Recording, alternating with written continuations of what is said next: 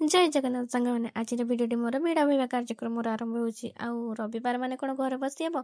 ସେଟା କେବେ ବି ହେଇପାରିବନି। ତ ଆମ ଭଉଣୀ ମୁଁ ମିଶି ବାହାରି ପଡ଼ିଥିଲୁ ବିଡ଼ା ବୋହିବା ପାଇଁ। ମା ବିଲରେ ଅଛି ତ ଆମେ ବି ଟିକେ ହେଲ୍ପ କରିବା ଦେବା ପାଇଁ ଯାଉ। ଅଲଗା ଲୋକମାନଙ୍କର ନାଇଁ ବିଡ଼ା ଉଠି ନେଇ ସାରିଲେଣି, ଆଉ ଆମର ବି ରହିଯାଇଛି, ଆଉ ଅଲଗା ଲୋକମାନଙ୍କର ବି ମଧ୍ୟ କିଛି ଅଛି। ଏଇ ଗୋରୁମାନଙ୍କ ଯୋଗୁଁ ତ ବିଡ଼ା ରଖିବୁ। ତାପରେ ଆମେ ଆସି ପହଞ୍ଚିଯାଇଥିଲୁ ଆମ ବିଲ ପାଖରେ। ଆଉ ଏଠି ଆସି ଦେଖିଲା ବେଳକୁ ମା ମୋର ବିଡ଼ା ବାନ୍ଧିଛି, ଆଉ ଏଇ ପିଲାଟା ଆମର ଚୌକି ବସିଛି ତାକୁ। ଓଏ, ସେ ତ ଅନଉ ବି ନାହିଁ ଟିକେ ବି। ଆପଣଙ୍କ ଆଡ଼େ ଧାନ କଟା ସରିଲାଣି ନା ସରିନାହିଁ କମେଣ୍ଟରେ ନିଶ୍ଚିତ ଜଣାଇବେ। ଆଉ ଆପଣମାନଙ୍କ ଭିତରୁ କିଏ ଛୋଟବେଳେ ଏମିତି ଗୁଡ଼େ ଉଡ଼େଇଛନ୍ତି, ଆଉ ଏବେ ବି ମଧ୍ୟ ସେ ଉଡ଼ଉଛନ୍ତି କମେଣ୍ଟରେ ନିଶ୍ଚିତ ସେଇଟା ବି ନିଶ୍ଚିତ କହିବେ। ବିଲରେ ଧାନ କଟା ସରିବା ପରେ ପିଲାମାନଙ୍କର ତ ଗୁଡ଼ି ଉଡ଼େଇବା କାର୍ଯ୍ୟକ୍ରମ ଆରମ୍ଭ ହୋଇଯାଇଥାଏ।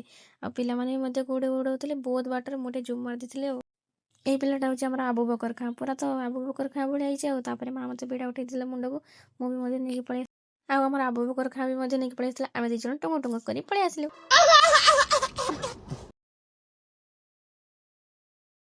ଆଉ ବିଡ଼ା ରଖି ସାରି ପୁଣି ଥରେ ଆଣିବାକୁ ଯିବା ବେଳକୁ ଇଏ ଗୋଟେ ମୋତେ ଫୁଲ ତୋଳି ଆଣିକି ଦେଉଛି।